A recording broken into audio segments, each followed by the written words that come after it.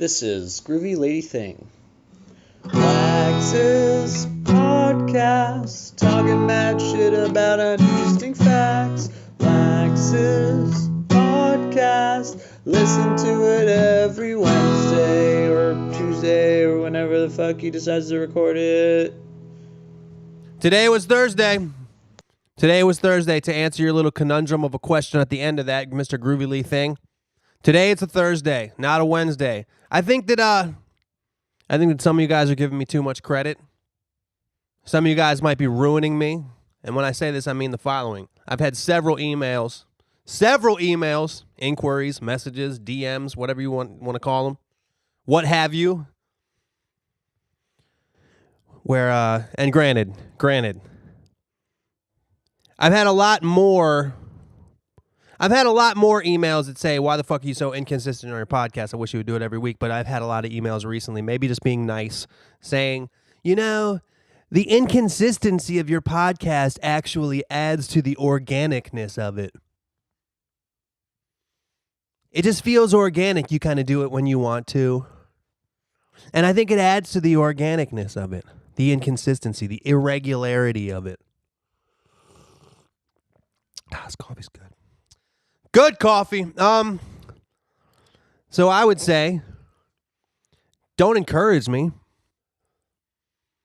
That lion, if there was a lion, the lion that bit Siegfried or Roy, whichever one, I can't remember which one.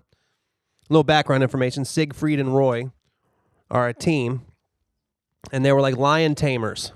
A circus act that was in Vegas, where they would stick their fucking heads in the lion's mouth. I think 30 years from now, there will no longer be any acts like that. I think that's something that our society will weed out, much like underage meat factory workers that got their hands cut off making hot dogs in 1875. I think in 2075, there will no longer be dudes that stick their head in the mouths of tigers anyway. When that tiger bit one of them's head off, somebody was like, that tiger's ferocity kind of adds to the naturalness of the show. It kind of makes me think, that's just like what a real tiger would do. It makes it authentic.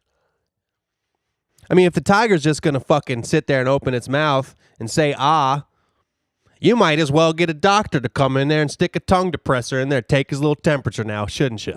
Don't get a fucking guy in there acting like he's some kind of daredevil, sticking his head in there knowing goddamn well that lazy tiger mouth is not going to clamp down on his neck. Don't do that. Damn, there's a dude with a fucking weed whacker like right next to my window. As soon as I hit record, everybody decides the landscape. So weird. The neighbors, I think I've talked about it on this podcast before. My neighbor, their house is right the fuck next door, and we are irresponsibly loud in this studio. Irresponsibly. We'd be bumping shit at 2. I mean, that person, their landscaping person is weed whacking or something, and it's so fucking loud. It sounds like they're in my kitchen. And I think I must have said on the podcast before, we've just gotten lucky with this house. That house next door to us that is practically touching our house is occupied by an old person. And I think that person is hard of hearing. So the universe, with its magical ways, with its ebb and flow, has given us a weird treat. The negative aspect of life has been beseeched upon her. Her hearing has suffered due to her old age. But lo and behold, the universe said, you know what? How can we take a negative and make it a positive? How can we add utility to her inability? That's a good line right there. How can we add utility to her inability? How can we take her deafness and make it the neighbor's freshness? That sucks. You take the good with the bad. But I think the universe or God or whatever you want to call it, you know what I mean? Whatever spiritual being you prefer to be aligned with, I think that spiritual being made us neighbors. She can't hear, we're loud. Jesus Christ, this should be an app. This should be a service. There should be a Craigslist for this. Attention musicians. Holy shit. Attention musicians. Attention old people that are hard of hearing. We are a real estate company that pairs the two of you up. You're perfect neighbors. One of you wakes up at 5 a.m., has dinner at 3, then goes to sleep. The other one wakes up at 3, has breakfast, is loud until 5 a.m. when they go to sleep, and you can't even fucking tell. Jesus Christ. Match made in heaven. Man, that's actually really, that's as stupid as that sounds, it's actually not a bad idea. People that keep opposite schedules. Now, this would be the opposite of a good idea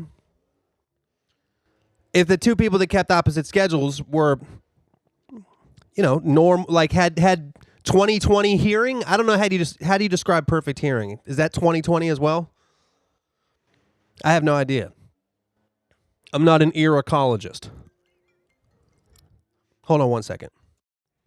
I apologize, y'all. I don't know really what the fuck I was talking about just now because I just got a phone call and I was on the phone for a long time.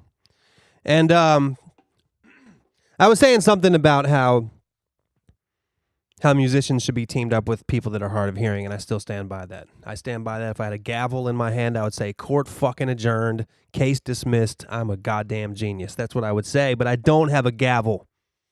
I don't have a gavel. This will not unravel. My driveway's made of gravel, huh? It'd be cool if you were a rapper and you just said words that rhymed and you could just, like when you look at a dictionary or dictionary.com, like say you looked up gravel. And it'd be like gravel, then with the little pronunciation key, then it'd be like a bunch of small rocks. A shitload, that's what Webster likes the word shitload. A shitload of small rocks that when combined can form a driveway or country road, gravel.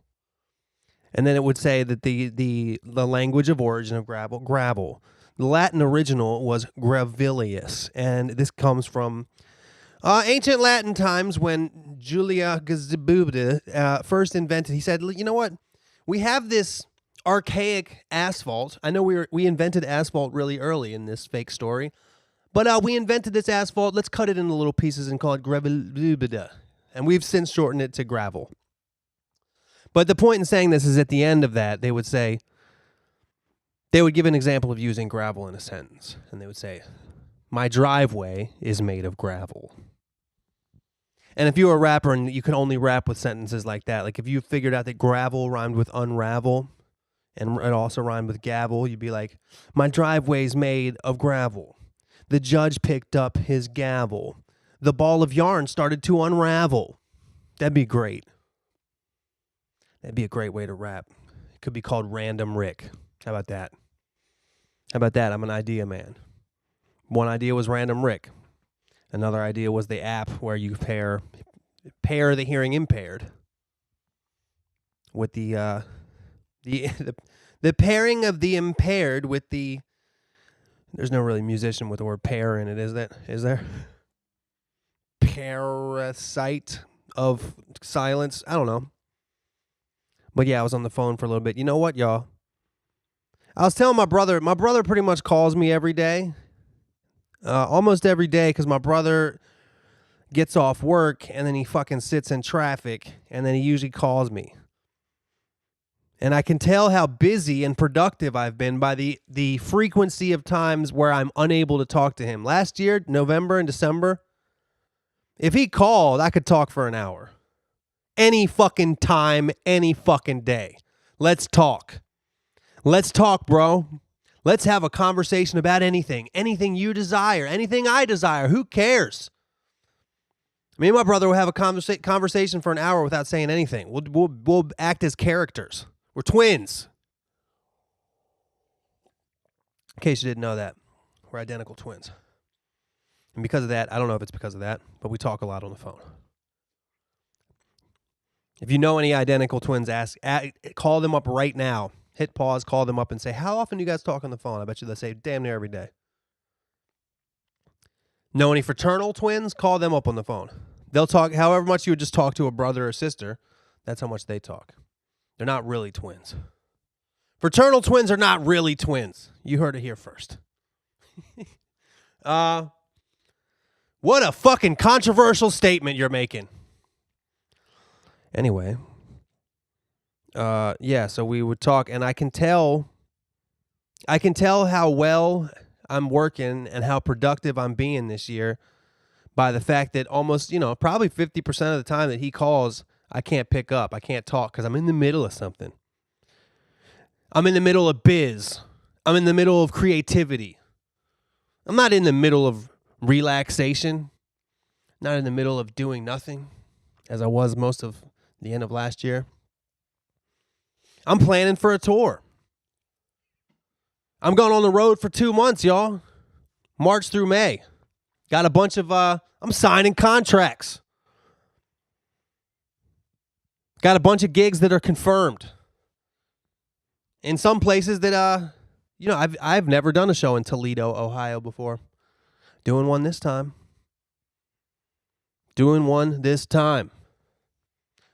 Got some definites booked in Chicago. Santa Cruz, California, I'm doing. Doing fucking, where else? What other contracts did I sign? Los Angeles, Oakland, California. Somewhere in Texas. I can't remember which place in Texas. But I know Austin, definitely doing Austin, Texas. That one's booked. New Jersey, Stanhope, New Jersey. Shout out to Mike from Long Branch, New Jersey. I can't remember how far away those two places are. But he was at the Long Branch, Stanhope, New Jersey show last time. I'm sure it'll be at the same venue. I doubt there's two competing mid-size venues in Stanhope, New Jersey. No offense to Stanhope, New Jersey, but if you've been there, it's not like some big sprawling metropolis. It pretty much has a music venue. That's the center of town. The town hall of Stanhope, New Jersey is the Stanhope House, which is a pretty good venue. It's a really good bar. It's a pretty good venue. It looks like a really cool place to go drink with your friends. And the stage might be better to do karaoke on than to watch a live hip-hop performance on. But I had that was a really fun show last time. So that one's booked. Granted. Maybe there is another venue in Stanhope, New Jersey, and I'm totally fucking this whole thing up. Maybe it's not at the Stanhope House. Maybe it's moved up to the Stanhope Mansion, motherfucker. Maybe it's moved down. Maybe now it's at the Stanhope apartment. I don't know. I didn't book the show, nor am I a Monopoly player. Wait, those aren't mansions. Those are hotels. The Stanhope Hotel. Yeah, so I got a lot of shit going on. Finishing up the album, I'll just explain to you guys what I got going on right now in my life if you give a fuck. First of all, I'm working on booking this tour. I'm getting my staff together, the tour staff. Me and Mac Lethal are going to be co-headlining this tour. Finding a DJ. I think I found a DJ. I had to find it, unfortunately, man. I had to find a different DJ than my guy last time, who's my fucking boy, Skits. But he has stuff going on. He's going to be in the Philippines for a while, and but I think shout out, first of all, man. Shout out to my boy DJ Zoe, man. I know he don't listen to my fucking podcast, but if you hear this, hit him up on Twitter at Zomano. Like, that motherfucker has helped me out so much, dude. He found me Skits. He found me my DJ I'm going to use this time. He found me the booking agent that books my tour. He's just helped me out so much. It's crazy, man. All around good dude, man. Fucking, it's my boy, DJ Zoe. So, yeah, I'm looking for some positions to fill for this tour. But I'm pretty much ready to go. Pretty much good to go. But then I'm gonna have to do some rehearsing and figuring out my set. Doing the paperworky shit for it, the financial shit for it. I say this like it takes a long time. It doesn't take that fucking long. I've gotten to the point in my life where, it's different when it's creative shit. I'll sit in that studio I got in the garage. I'll sit there all fucking day, and it just doesn't feel like work. But like when it comes to like doing stuff like contract stuff and business stuff. Like if I do an hour of that shit every day, I just like feel like, yeah, I've been, I was mostly doing business shit today. You know what I'm saying? I've been just working my ass off, man. I had to open up my email. Damn. But what I've really been working on the most is I'm writing some raps. I'm writing some raps to this EOM beat, trying to come out with another rap song before I go on tour. Just some hot bars. Before I go on tour, I'm not going to have a new album out, so I want to at least have like a new dope ass song with some fucking bars that go hard on it. And as I said on the last podcast, what I'm trying to do is I'm trying to finish my album before tour, the bitch ass acoustic album. I can't wait to fucking do the artwork for this. I think I might keep it pretty simple, but it's definitely gonna have sheep involved. But this album is really shaping up to be something great. Like it's just gonna have something on it that you like. I feel like nowadays when people listen to albums, like if you're on Spotify, if I can find a couple if you don't like some of the more out there shit on the album, you can at least find a couple you like and make a playlist out of it. Because some of the shit's a little bit more out there. But I think compared to any album I've done, with the possible exception of Grizzly Season by Wax and Herbal Tea, with the possible exception of that album from 2006, this might be the most like just carefree album that I've done. Just album I'm just kind of doing for me. I'm just doing it for me. You know what I mean? And the last couple new joints that I've been working on are fucking dope as shit in my opinion. So I just want to have that album done before I go on the road. And while I'm on the road, it can be being mixed and mastered. And by the time I get back, I'll be ready to put it out. Do some videos and voila. And maybe the next tour I can do an acoustic tour. I don't know. In the meantime of all this, I've been doing comedy shows. I do my own show every month, Wax and Friends, which, by the way, February 4th, in a week, almost just a week, but like a week and a half, that's the next one. I got the lineup finalized today. My homegirl, Mash, Davey Nathan's girlfriend, and my roommate will be on the show. She's fucking hilarious. The one and only Neil P. Neil P. from Downtown Brown. I can't even begin to describe to you how excited I am to have my man Neil P. on the show this month. I've known that guy for probably fucking 15 years, if not long, probably longer than that. My old band McGregor used to play with their band. This dude is wild, but he's funny. He's fucking sing his ass off, play guitar his ass off, and he's a good guy. I can't wait to see him perform. I'm curious. I haven't seen him do this acoustic setting, but he's the musical act on this show. We got Nick Rutherford, stand-up comic who has done some really big things. He was actually a member of the Good Neighbor sketch troupe, who was really big on YouTube years ago. I don't know if they're still doing sketches because the other two dudes in the group, Kyle Mooney and Beck Bennett, are now like the stars of Saturday Night Live. And I think Nick wrote on Saturday Night Live. Nick writes on a lot of shit on like Adult Swim.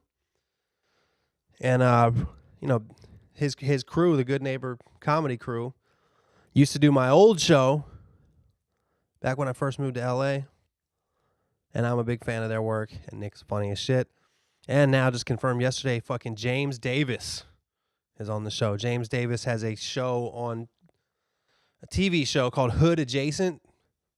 And he's just like a real well-known comedian. He's funny as shit. And he's going to be on the show. It's a fucking crazy lineup this month. So if you're in LA on February 4th at 9 p.m., it's fucking Super Bowl Sunday. I'm worried that that's going to affect the attendance. So that's a little weird. But, hey, what can you do? I think that maybe I need to get back with some of the... I'm just thinking about it now. Like, I might need to get back and be like... Because I don't want to show up and be at a bunch of texts that day like, dude, I didn't know it was Super Bowl Sunday. I'm wasted. I can't do the show. I'm fucking wasted. So I got to make sure everybody on the show knows, like, y'all know this is Super Bowl Sunday, right? I know Mash doesn't give a fuck. I know Neil P. don't give a fuck. But I got to make sure the other dudes don't give a fuck either. Who knows? If anything, I can take pride in the fact that having this show will maybe make them drink more responsibly at their Super Bowl party. Yes, I'm always doing that. I did a comedy show last night, went pretty well. And I want to knock out this acoustic album because another thing that I'm working on, I'm kind of accidentally working on it at the same time because I'm excited about it, is the plan is while I'm on the road and after that, the next project that I will go full force on is a new Wax and EOM project. After this acoustic album, the next thing I'm going to work on is a new Wax and EOM album. EOM's making these crazy-ass beats right now. I got a few of them. He's killing it with the beats. He's taking his beats to a new level. He always says that he made mad beats, but now he's making crazy beats. Now he's making beats that belong in the insane asylum. So we're going to try to take this shit to the next level. Take it up a notch. Take it up 2 notches, 3 notches. Take it up so many notches that there's no more notches in whatever the fuck you are notched. What notch thing are we talking about here? A limbo bar? Because then it would actually get better when you take it down a notch. Excuse me. Bless me. I wonder how many people actually heard that and actually said it. Said, God bless you. Bless you. Probably a lot of you fucking sheep robots did. Doing whatever societal norms fucking dictate. Doing whatever the societal norms of the corporate structure, the government, tell you to do. You fucking capitalist swine. You fucking sniveling followers. No, I'm just playing with y'all. Just out here doing my thing, man. You know what I'm saying? Getting it in, you know what I mean? Just taking it one day at a time, getting into my groove, Because, at the end of the day, it is what it is, you know what I mean? Like, life goes on, and it's only one of them, you know what I mean? Might as well live like they ain't no tomorrow, because, dreams may come true. But speaking of dreams coming true, let's do questions and shout-outs. Yeah. Bloom, black, bluey, the coom, the stone, stewie. Room, don't do magat, the ratatouille. Hey, we're back. And this is All Things Considered on National Public Radio.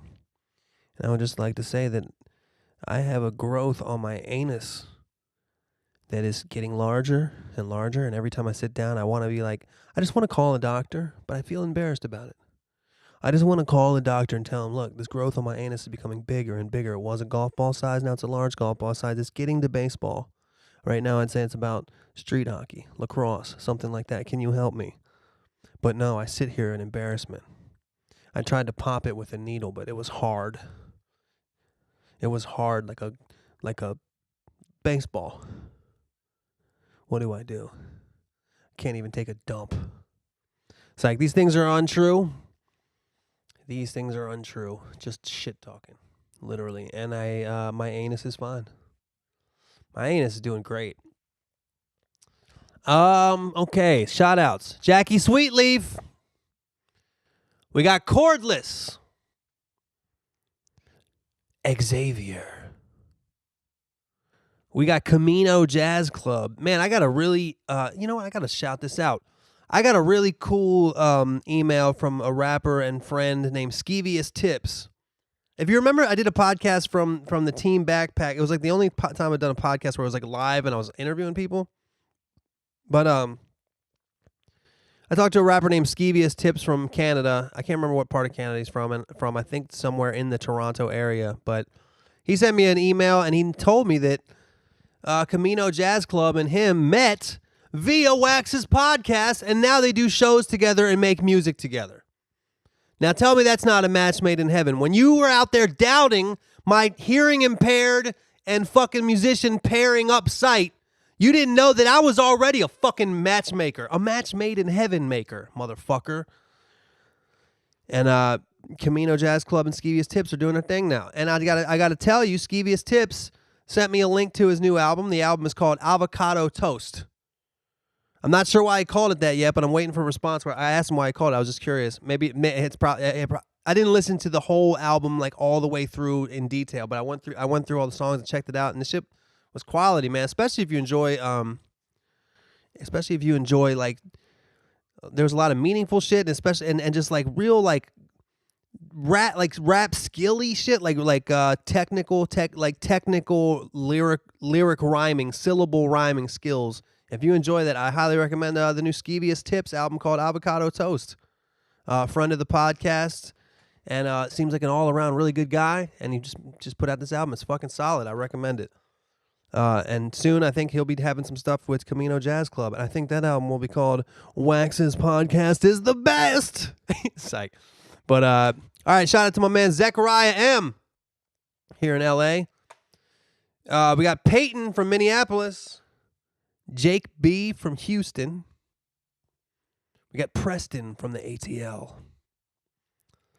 Here's something from Adam T. Hello, Wax. My name is Adam T. I am 20 years old from Nebraska and wanted to thank you. I listened to you back when you first put out Scrub Life and Eviction Notice up until Continue. I've recently been going through a lot of shit and life and went back and listened again, and I want to say thank you. Continue, the song, helped me so much. I was on the verge of suicide when I re-listened, and it helped me get the help I needed and reach out to people and understand that life's going to beat you down, but you got to keep going. I don't know if you'll even see this, but thank you for reminding me that life's worth it. Thank you. Damn, I forgot how real that letter was. Because it starts like a standard praise, and then he says he was on the verge of suicide. And I just wanted to read this one today to say, first of all, thanks, Adam T. I appreciate you sending me this email because I felt really good when I read it.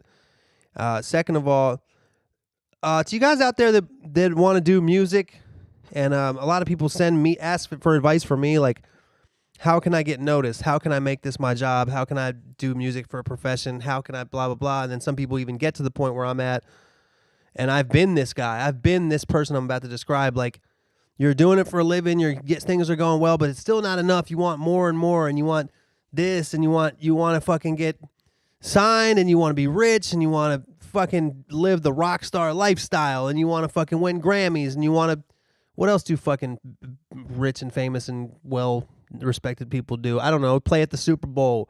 You want to perform at the Grammys. You want to, I don't know, fuck Jennifer Lopez, whatever. But when somebody tells you something like this, it's kind of bigger than that, and it's more important than that. And these kind of things kind of make you realize that you're doing something right, you know? Because making music is a very lonely thing, especially if you work the way that I tend to work, which is kind of by myself, essentially in a fucking cave, essentially. I mean, now I shut my garage door, I lock myself in my garage, and I just sit there and write words and melodies. Sometimes, I work with people sometimes, Davey, EOM, people like this, and but it can be a lonely profession. But the reason it feels like that is the people that actually listen to your music and affected by it, there's no way for you to know that they're actually doing that. So I appreciate when people send me emails like this, and it, my point is, for anybody that does music, like, this is why you do it. Like, this is what you might not be put out there in the world doing hands-on shit. I gotta admit, I'm not out there doing shit at soup kitchens. I'm not out there being an EMT, and when there's a car accident, rushing people to the hospital to try to save their life. I'm not doing that. But you could music saves lives, man. I'm being cheesy, but this is actually kind of proof of that, right? Yeah, so that's the second point. And the third point, I want to reiterate the point that Adam T actually made in there when he said that he wanted to reach out to people and let them understand that life's going to beat you down, but you just got to keep going. And I think that's true. And some people like me, it's funny, man. Some people like me that aren't strong people, like I'm fragile, dude. I'm fragile. I've realized I can't count on myself. Like, that's why I say, like, when the wave when the wave of happiness and the wave of creativity is flowing, you got to ride it, because as my brother will tell you, I might call him next month and be like, dude, why do we live? What the fuck is the point of anything? And just be a total downer and mope. And if you combine that with excessive drinking and maybe your girlfriend that you love, the relation that breaking up with you or something, cheating on you or something like that, like there's been times in my past where I was fucking damn near suicidal. You know, I don't think I ever would have really done it, but I definitely would have had just. There's a difference between suicidal thoughts and suicidal thoughts that are realistic, you know what I mean? But that you might actually attempt to do. But I've just been really fucking sad and didn't want to live, you know what I'm saying? And just for how I feel right now in this instant, thank God I'm still here, you know what I mean? And I think of somebody I knew a long time ago. And there might be, if anybody that knows me personally is listening to this podcast, they might know who I'm talking about, but I'm not going to obviously reveal who they are. But there was a person that I knew many, many years ago. There was one of those gun people, a gun enthusiast. And when people would go to his apartment, he'd show them all his handguns and shotguns and whatever he had, you know what I mean? And then things went sour in his life. His relationship fell off, and he was drunk one night and he fucking shot himself. So. That's one of the I'm very sorry for even kind of guffawing at that, but if he didn't have guns, he'd probably still fucking be here, is what I'm saying. So not everybody should have guns. You can't trust yourself sometimes. That's why it's hard. All that said, I wish I had a fucking gun, because when the shit goes down, when North Korea bombs L.A., or when there's a fucking 10 on the Richter scale earthquake in L.A., the first thing that every motherfucker's going to wish is being like, damn, I wish I was one of those gun people. I wish I had a fucking gun. Because people are like, I'm just going to garden. I'll start a garden. The dude down the street with the gun's going to eat all the shit in your garden. You know what I mean? I don't want a gun in my house, but I want a gun to magically appear in my house after the earthquake or the bomb, you know? I don't want it until then. I don't want it now. Somebody comes in and they're robbing my house. Go ahead and rob the house, man. I don't need the stuff. I'll survive without the stuff. Please don't rape me though. I do have knives. If you're trying to rape me, I'll use a knife or something. I don't know what I'll do. I guess I wish I had a gun in some kind of ways too. But I'm pretty conservative on gun control stuff. There's already so many. What are you gonna do? They're already everywhere. I actually understand the point as well as the original reason that the Second Amendment was created. This whole you need a gun because the government has guns. I fucking agree with that, dude. I agree with that shit. We're all just people. The government is made up. America is made up. If you lived 700 years ago, there'd be no fucking American flag. This thing that you talk about dying for and living for and all this shit, it's made up. The government, the fucking military is made up. 1,000 years ago, it'd be a military of some other type. So if they got tanks, why the fuck can't we have tanks?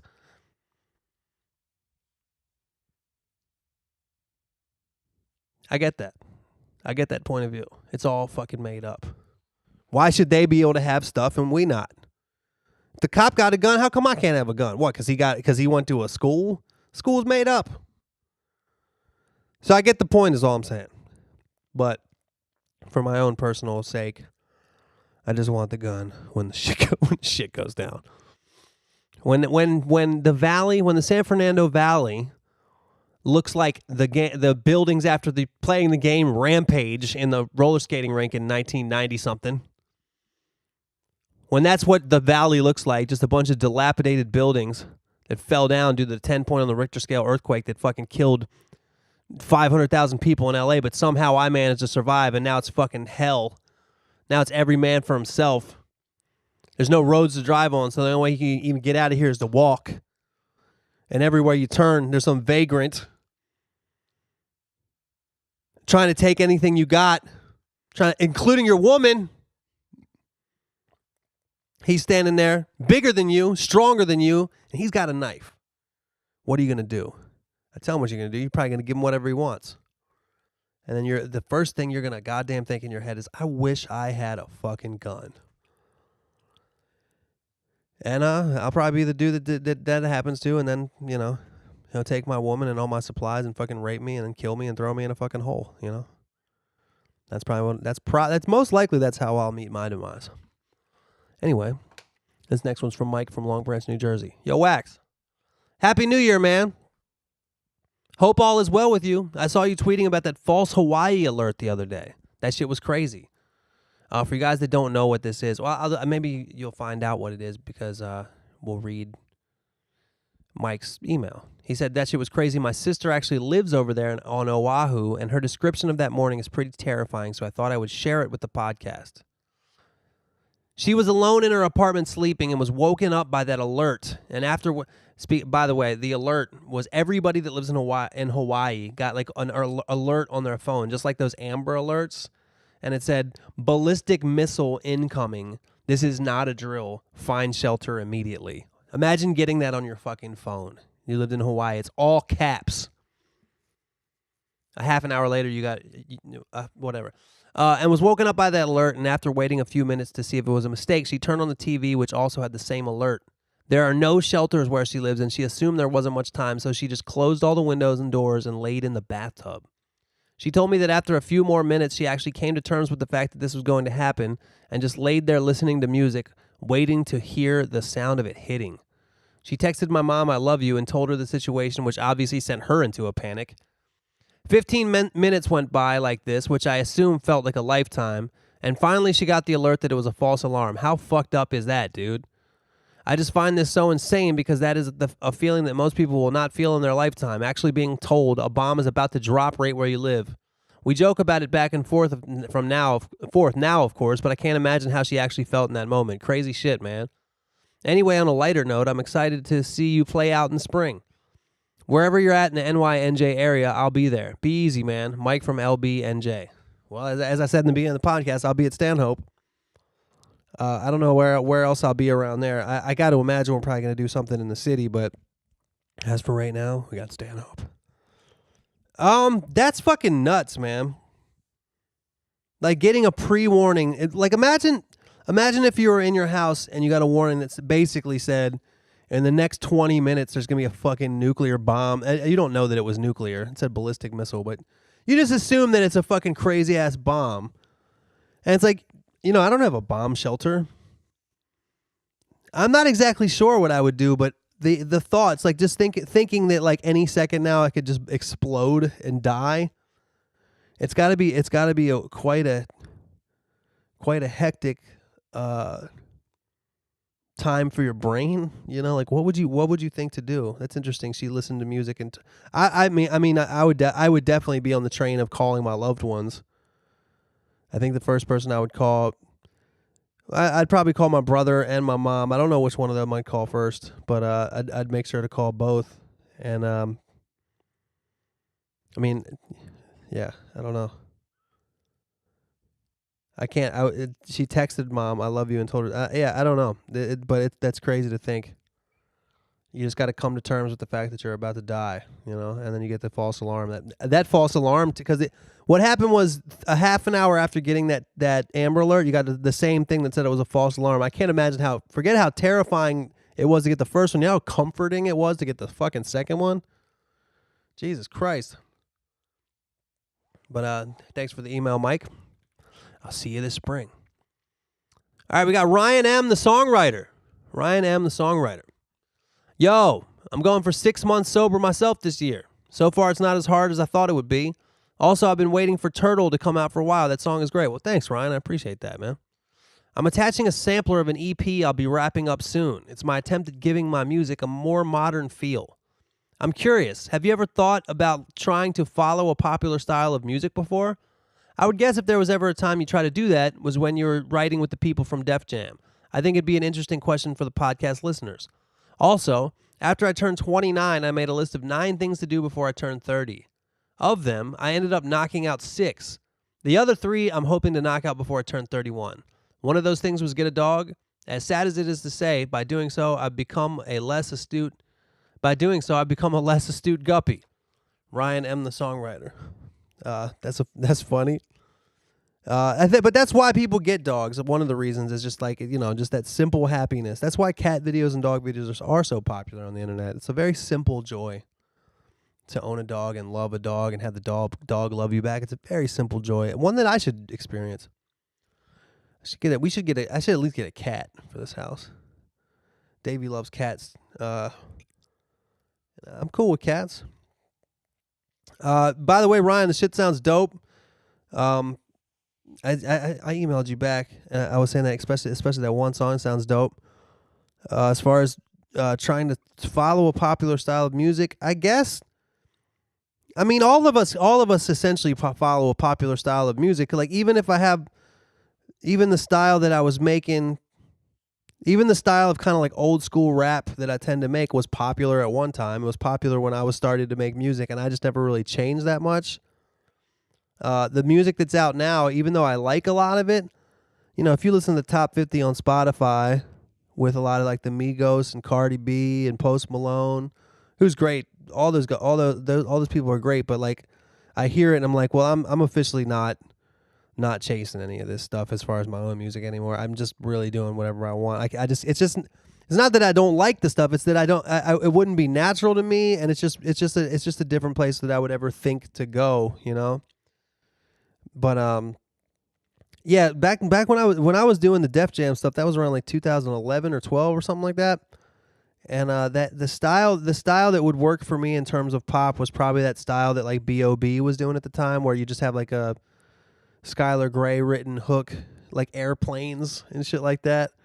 Or what was that Eminem song that was popular back then? Maybe if it wasn't Love the Way You Lie, that's another one I'm talking about. Like one of those songs where you like rap a 16 and then like have some emotional or happy or fucking a big hook come in that a girl is singing or something, or like Nothing on You by B.O.B. Like those are the kind of things that might have worked for me with Def Jam at that time. So I guess there's truth to following stuff, but that's kind of what that combined with just overall depression and shit made me not work at Def Jam. And I think that knowing what I know now, if I went back in time and did it, I'd have a lot more success. But you can't do that. There's a reason why Cher sang a song called "If I Could Turn Back Time." If you could turn back time, it'd just be like, I'm gonna turn back time. Then she never would even wrote the song. She just would have turned back time and done what she said she would have done. So at this point in time, I'm not chasing anything popular. Every once in a while, you'll hear something. You always are influenced by other shit. Even if it's just the bounce of a certain song, like there'll be Drake songs that I hear that I'm just like, I'd like to make something with that bounce. Like I don't want all those synths and his or whatever. That wasn't the right song, but I wouldn't want to sing his style of melody, which he's really fucking a master, dude. To have your own style of melody, Drake is really the master of that in current music. When it comes to melodic shit, that's why he's been on the top for so long, dude. Fucking cause his melodies.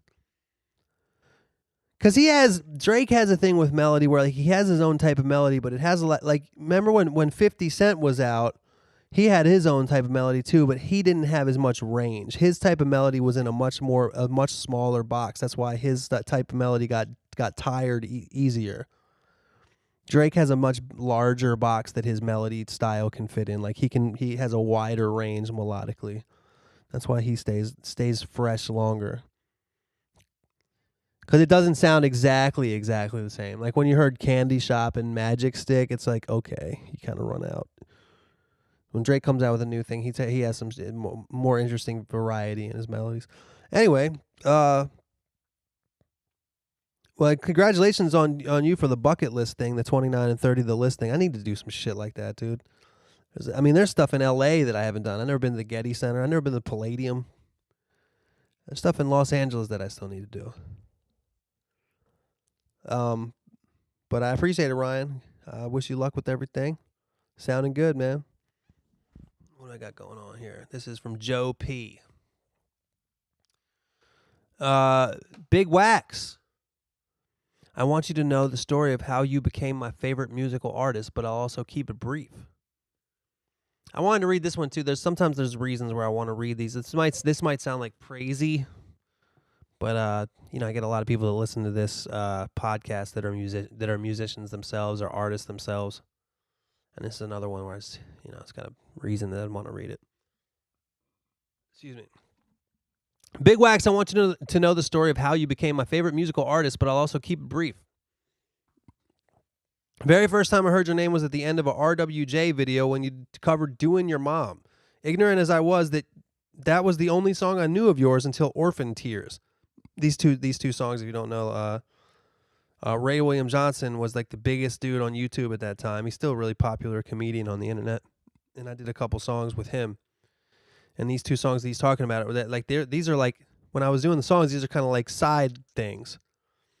Anyway, I didn't hear your name again until your portrayal of Quentin Tarantino. Me and a few friends were following epic rap battles religiously, and on their own time had checked out some of your videos and showed me Rosanna. I told them I sort of knew you already, but admitted I had totally been sleeping on you. Over the next 2 years, I knew a good amount of your music. But since then I've heard 80% of your enormous catalog and listened to Wax and Herbal Tea and McGregor daily. When my 2017 Spotify stats came back with you as my top artist, I realized just how much of my time is spent listening to and reciting your music. The fucked up thing is that those same friends who turned me on to you could care less when I put you on now.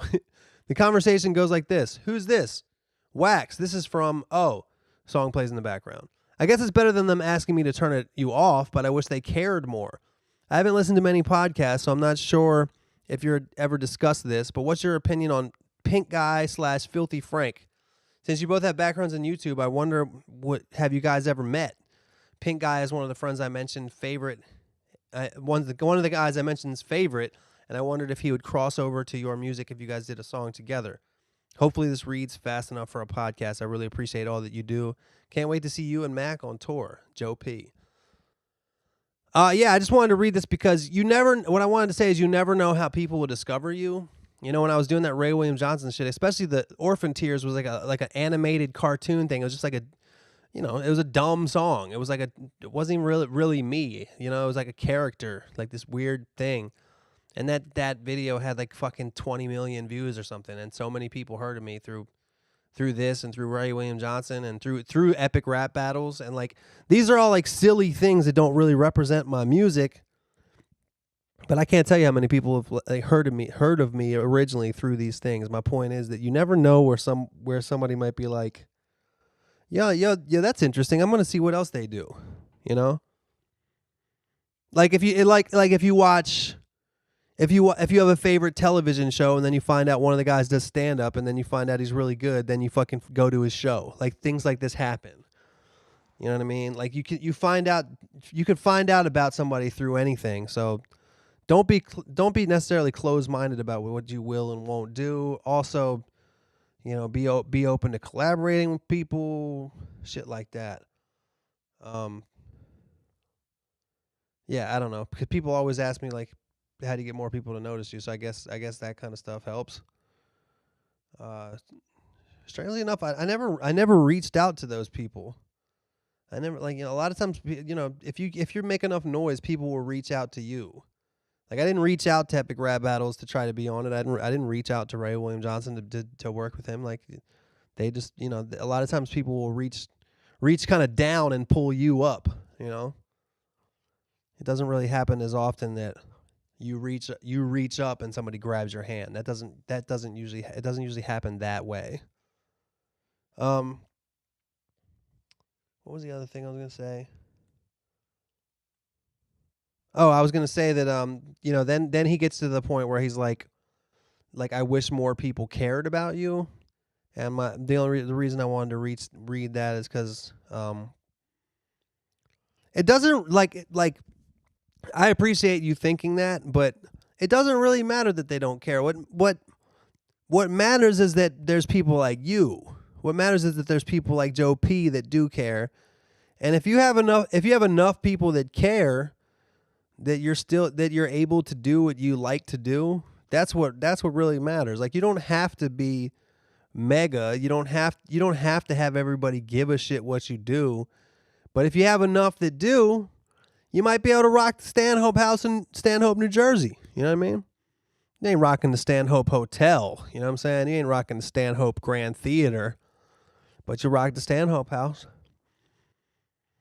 Everybody in Stanhope's isn't gonna give a fuck. The Stanhope mayor ain't gonna come to the show.